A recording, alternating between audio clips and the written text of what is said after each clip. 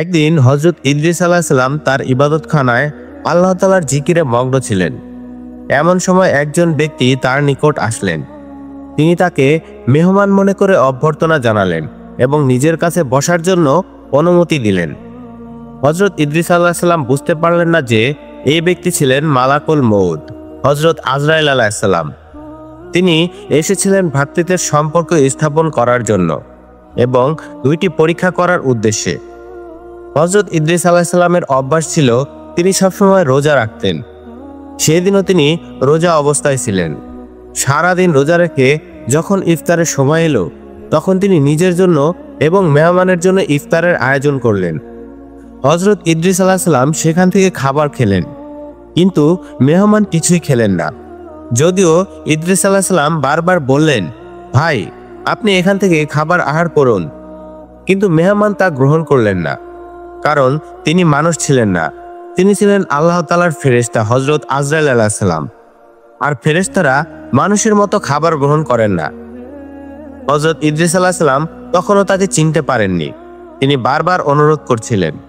তিনি লক্ষ্য করলেন সারা রাত মেহমান আল্লাহ তাআলার ইবাদতে কাটিয়ে দিলেন।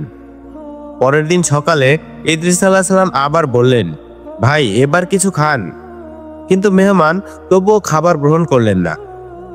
এরপর ইদ্রিস আলাইহিস সালাম বললেন, ভাই চলুন আমরা আল্লাহ তাআলার জমিন ঘুরে আসি এবং আল্লাহ তাআলার নিয়ামতগুলো চোখে দেখে তার শুকরিয়া আদায় করি। মেহমান রাজি হলেন। তারা দুজন হাঁটতে থাকলেন। হঠাৎ সামনে একটি বাগান দেখা গেল।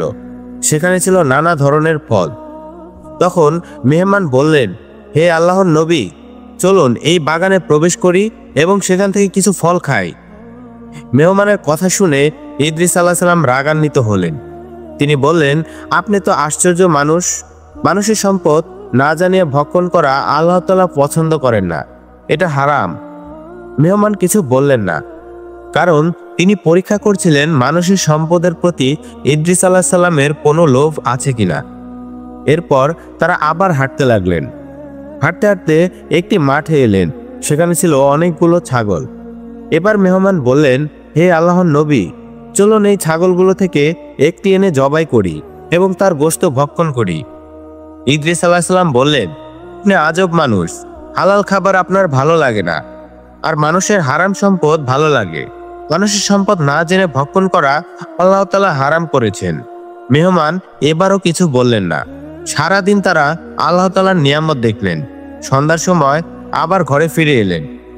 এভাবে 3 দিন মেহমান তার সহচর্যে রইলেন। তার আচরণ লক্ষ্য করতে করতে ইদ্রিস আলাইহিস সালামের সন্দেহ হলো, এ নিশ্চয়ই কোনো সাধারণ মানুষ নয়। অতঃপর ইদ্রিস আলাইহিস সালাম বললেন, আল্লাহর কসম, আপনি আপনার পরিচয় বলুন। তখন মেহমান বললেন, আমি মানুষ নই, আমি আল্লাহ তাআলার একজন ফেরেশতা, আমার নাম মালাকুল মউত। ইদ্রিস আলাইহিস সালাম বললেন, আপনি কি পৃথিবীর সব প্রাণীর জান কবজ করেন? মালাকুল মউত বললেন, হ্যাঁ। ইদ্রিস আলাইহিস সালাম আবার জিজ্ঞাসা করলেন, তবে কি আপনি আমার জান কবজ করার জন্য এসেছেন? মালাকুল মউত বললেন, না, আমি আপনার সাথে ভ্রাতৃত্বের সম্পর্ক স্থাপন করতে এসেছি। আমার বাসনা আপনি আমার প্রস্তাবে রাজি হবেন। ইদ্রিস আলাইহিস সালাম বললেন, একটি শর্তে রাজি আছি। আপনি যদি আমাকে একবার মৃত্যুর অবস্থা অনুভব করান, এখনই করান, যাতে মৃত্যুর ভয়ে আমি আরো বেশি করে আল্লাহ তাআলার ইবাদত করতে পারি। মালাকুল মউত বললেন, আল্লাহর অনুমতি ছাড়া আমি তা করতে পারবো না, আর এখনো আল্লাহ তাআলা আমাকে আপনার জান কবজের অনুমতি দেননি। ইদ্রিস আলাইহিস সালাম বললেন, তাহলে আল্লাহর নিকট অনুমতি চাইতে পারেন। মালাকুল মউত আল্লাহর কাছে অনুমতি চাইলেন। আল্লাহ তাআলা অনুমতি দিলেন।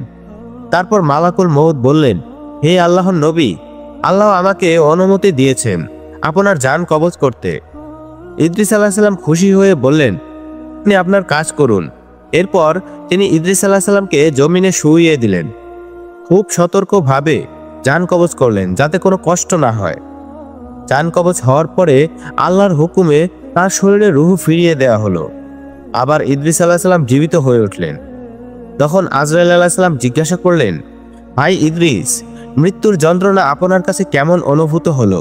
তখন হযরত ইদ্রিস আলাইহিস সালাম বললেন, হে মালাকুল মউত, মৃত্যুর যন্ত্রণা আমার কাছে মনে হয়েছে যেন কোনো জীবন্ত প্রাণীর শরীরের চামড়া মাথা থেকে পা পর্যন্ত ছুলে ফেললে সেই প্রাণীর যেরকম কষ্ট হয় তার চেয়ে হাজার হাজার গুণ বেশি কষ্ট আমি অনুভব করেছি।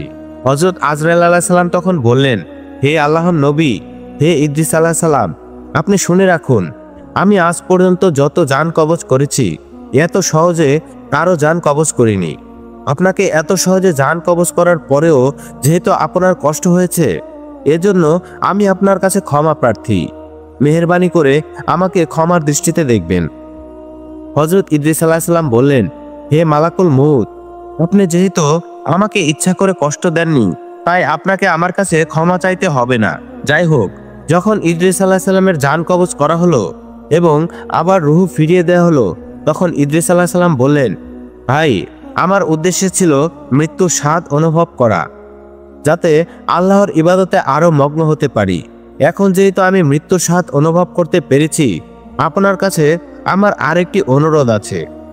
অনুরোধটি হলো, আপনি আল্লাহর কাছে ফরিয়াদ করুন যেন আমাকে জাহান্নাম দেখার ব্যবস্থা করে দেন। জাহান্নাম দেখার স্বাদ আমার মনে জেগেছে। জাহান্নাম দেখলে আমি তার ভয়ে আরো বেশি ইবাদতে মনোযোগী হতে পারতাম। হযরত আজরাইল আলাইহিস সালাম আল্লাহর কাছে ফরিয়াদ জানালেন।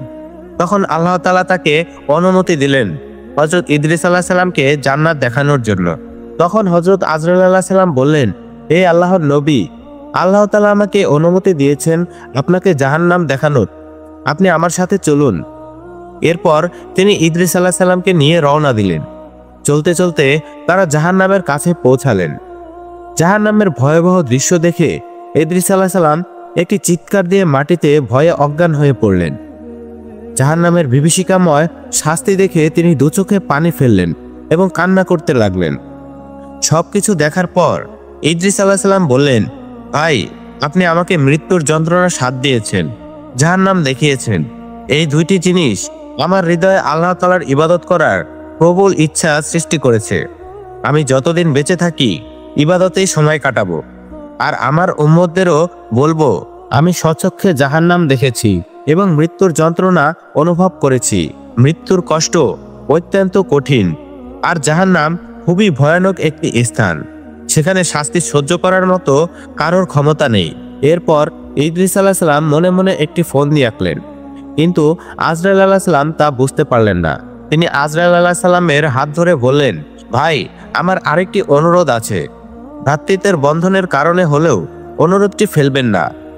আজরাইল আলাইহিস সালাম হেসে বললেন, আপনার আবার কি অনুরোধ?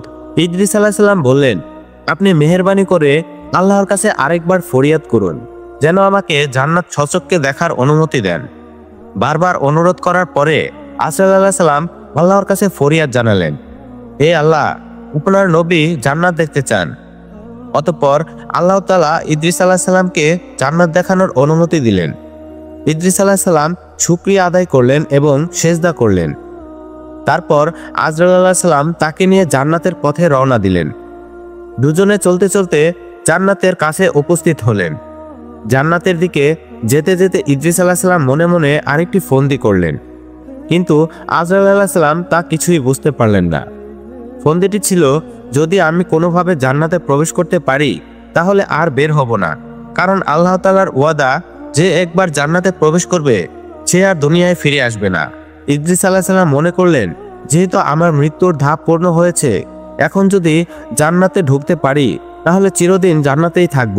মহান আল্লাহ রাব্বুল আলামিন ইদ্রিস আলাইহিস সালামের কথাগুলো শুনে হাসছিলেন, কারণ আল্লাহ তাআলা তার তকদিরে আগেই লিখে রেখেছিলেন মৃত্যুর আগেই তাকে জান্নাত দেখাবেন এবং জান্নাতে স্থায়ী করবেন। অবশেষে আজরাইল আলাইহিস সালাম ইদ্রিস আলাইহিস সালামকে নিয়ে জান্নাতের দরজায় পৌঁছালেন। তখন আজরাইল আলাইহিস সালাম বললেন, ভাই ইদ্রিস, এই যে জান্নাত, আপনি জান্নাতে প্রবেশ করুন, তবে শর্ত হচ্ছে আপনার পায়ে যে জুতা আছে সেটা খুলে তারপর প্রবেশ করবেন। জান্নাতে যত নাজ নিয়ামত আছে তা আপনি ঘুরে দেখুন। আমি আপনার জন্য বাইরে দাঁড়িয়ে অপেক্ষা করছি। যখন আমি আপনাকে ডাক দিব দুনিয়াতে যাওয়ার সময়, ঠিক ওই মুহূর্তে আপনি আমার কাছে চলে আসবেন। আপনাকে নিয়ে আমি আবার জমিনে নেমে যাব। হযরত আজরাইল আলাইহিস সালাম ইদ্রিস আলাইহিস সালামের মনের কথা জানেন না, আর কল্পনাও করতে পারেনি যে ইদ্রিস আলাইহিস সালাম মনে মনে কি ভেবে রেখেছেন। হযরত ইদ্রিস আলাইহিস সালাম আজরাইল আলাইহিস সালামের কথা মতো জুতা বাইরে রেখে আল্লাহ তাআলার জান্নাতে প্রবেশ করলেন। আল্লাহ তাআলার জান্নাতে বড় বড় নাজ নিয়ামত আরামায় সবকিছু এক এক করে হযরত ইদ্রিস আলাইহিস সালাম উপভোগ করতে লাগলেন। জান্নাতের নাজ নিয়ামত যতই তিনি দেখছেন ততই তার চোখ শীতল হয়ে যাচ্ছে। হযরত ইদ্রিস আলাইহিস সালাম জান্নাত দেখছেন আর আল্লাহ তাআলার শুকরিয়া আদায় করছেন। কিছুক্ষণ পরপর তিনি আলহামদুলিল্লাহ বলে শুকরিয়া আদায় করছেন এবং সিজদায় অবনত হয়ে যাচ্ছেন। যতই সামনের দিকে এগোচ্ছেন আল্লাহ তাআলার জান্নাত দেখে তিনি ততই বিমোহিত হয়ে পড়ছেন এবং জান্নাতের প্রতি আকৃষ্ট হচ্ছেন। হযরত ইদ্রিস আলাইহিস সালাম জান্নাতে ঘোরাফেরা করলেন। এরপর হযরত আজরাইল আলাইহিস সালামের কাছে ফিরে এসে তিনি নিজের প্রতিশ্রুতি রক্ষা করলেন, কিন্তু পরক্ষণেই তিনি এক দৌড়ে আবার জান্নাতে ঢুকে পড়লেন। হযরত আজরাইল আলাইহিস সালাম তাকে ডেকে বললেন, ভাই ইদ্রিস, আপনি আবার জান্নাতে ঢুকলেন কেন? তাড়াতাড়ি বেরিয়ে আসুন, আমাদেরকে এখনই যেতে হবে। আমি আপনাকে আবার পৃথিবীতে পৌঁছে দেব। হযরত ইদ্রিস আলাইহিস সালাম জান্নাতের ভেতর থেকে জবাব দিলেন, ভাই আজরাইল, আপনার সাথে আমার শর্ত ছিল আমি যেন আবার ফিরে আসি এবং আমার জুতা যেন আমি বাইরে রেখে যাই। আমি ওয়াদা মতো জুতা বাইরে রেখে গিয়েছি এবং জান্নাত ঘুরে ঘুরে বাইরে বেরিয়ে এসেছি। তো আপনার সাথে আমার যে ওয়াদা করেছিলাম তা আমি পূর্ণ করেছি। হয়তো আপনি একটি কথা ভুলে গিয়েছেন। আল্লাহ তাআলা ইরশাদ করেছেন, প্রত্যেক প্রাণী একবার মৃত্যুর স্বাদ গ্রহণ করবে এবং একবার দোজখ না দেখে কেউ জান্নাতে যেতে পারবে না। আমি তো একবার মৃত্যুর স্বাদ গ্রহণ করলাম এবং দোজখ দেখলাম, তারপর জান্নাত থেকে বের হয়ে আপনাকে দেওয়া প্রতিশ্রুতিও রক্ষা করলাম। অতএব এখন আমি আর জান্নাত থেকে বের হব না, আপনি আপনার কাজে চলে যেতে পারেন। হযরত ইদ্রিস আলাইহিস সালাম যখন জান্নাত থেকে বের হতে অস্বীকৃতি জানালেন, তখন হযরত আজরাইল আলাইহিস সালাম ঘোরাঘুরি করতে লাগলেন। হযরত ইদ্রিস আলাইহিস সালাম নাছোড়বান্দা, তিনি যাবেন না বলে ঠিক করলেন। হযরত আজরাইল আলাইহিস সালাম আল্লাহ তাআলার কাছে বললেন, হে আল্লাহ, আপনি বললেন বলেই আমি তাকে দুনিয়া থেকে জান্নাতে নিয়ে এসেছি। সে জান্নাত ঘুরে দেখছে, কিন্তু এখন সে জান্নাত থেকে যেতে নারাজ। হে আল্লাহ, এখন আপনি বলুন আমি কি করব? তখন আল্লাহ তাআলা হযরত আজরাইল আলাইহিস সালামকে লক্ষ্য করে বললেন, হে আজরাইল, তুমি তোমার কাজে চলে যাও আর ইদ্রিসকে জান্নাতে থাকতে দাও। তার ভাগ্যে আমি এরূপ ঘটনায় লিপিবদ্ধ করেছিলাম। সে জান্নাতে এভাবেই আসবে এবং জান্নাতে থেকে যাবে। অতএব তুমি তোমার কাজে ব্যস্ত হয়ে যাও আর আমার ইদ্রিসকে জান্নাতের নাজ নিয়ামত সহকারে সুন্দরভাবে উপভোগ করার সুযোগ করে দাও। আল্লাহ তাআলার হিকমত যখন আজরাইল আলাইহিস সালাম বুঝতে পারলেন, তখন আজরাইল আলাইহিস সালাম হাসতে হাসতে হযরত ইদ্রিস আলাইহিস সালামকে সালাম দিয়ে বিদায় হয়ে গেলেন। অতঃপর হযরত ইদ্রিস আলাইহিস সালাম মহাসুখে জান্নাতে বসবাস করতে লাগলেন। এই ছিল হযরত ইদ্রিস আলাইহিস সালামের বেহেশতে যাবার ঘটনা। প্রিয় বন্ধুরা, এই ভিডিওটি আপনাদের কাছে কেমন লাগলো? যদি ভিডিওটি আপনাদের কাছে ভালো লাগে তাহলে অবশ্যই একটি লাইক দিবেন এবং কমেন্ট করে আপনার মূল্যবান মতামত জানাবেন। আর এরকম নবী রাসূলদের সত্য ঘটনা জানতে অবশ্যই আমাদের চ্যানেলটি সাবস্ক্রাইব করবেন। ধন্যবাদ।